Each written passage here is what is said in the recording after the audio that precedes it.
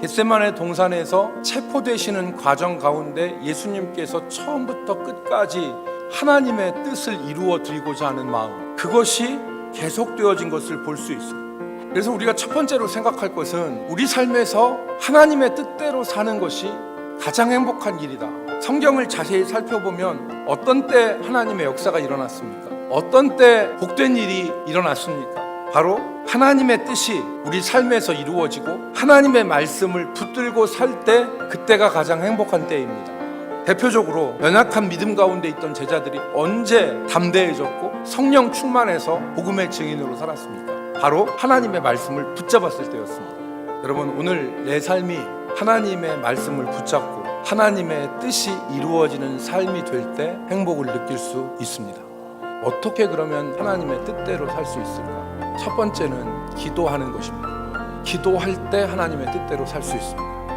예수님이 칼과 몽치를 들고 자신을 붙잡으러 온 이 사람들과 부딪히기 직전에 하신 일이 뭐냐면 기도하신 것이었어요. 제자들하고 마지막 식사하신 후에 제자들을 데리고 겟세마네 동산으로 갔어요. 그때 기도하시면서 예수님은 자신의 뜻이 아니라 아버지의 뜻을 따르는 것을 기도하셨고, 그 기도를 통해서 아버지의 뜻대로 사실 수가 있었던 거예요. 기도할 때 하나님이 어떤 은혜를 주시냐면, 첫 번째로 현실을 분별할 수 있는 지혜를 주세요.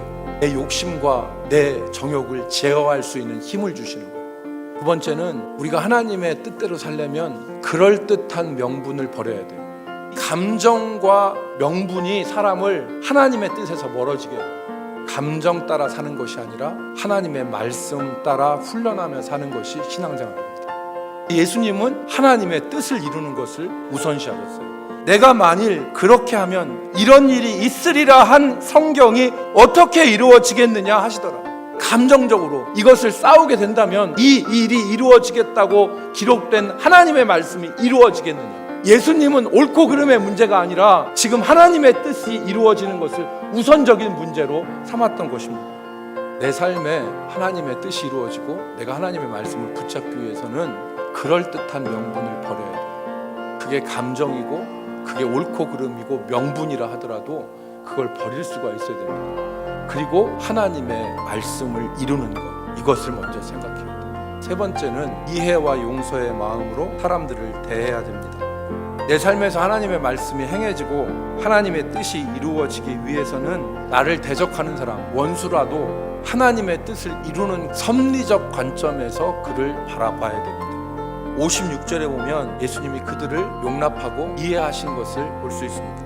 너희가 비겁하고 비열하지만 섭리적 관점에서 그들을 이해하는 것입니다. 그 상황이 우리로 하나님의 뜻대로 사는 것을 방해할지라도 먼저 하나님의 뜻을 우리가 생각하기를 바랍니다. 그리고 예수님처럼 감정이 아니라 명분이 아니라 하나님의 뜻을 이루기 위해서 기도하시기를 바랍니다. 우리 앞에 맞서 있는 사람들을 이해하고 용서하고 용납하면 하나님께서 그 현실을 변화시키는 역사를 주실 것입니다. 하나님의 영광을 볼 수 있게 하실 것입니다. 오늘 말씀의 제목대로 우리 대전 남북교회 모든 성도들의 삶이 하나님의 말씀이 이루어지는 인생이 되기를 바랍니다.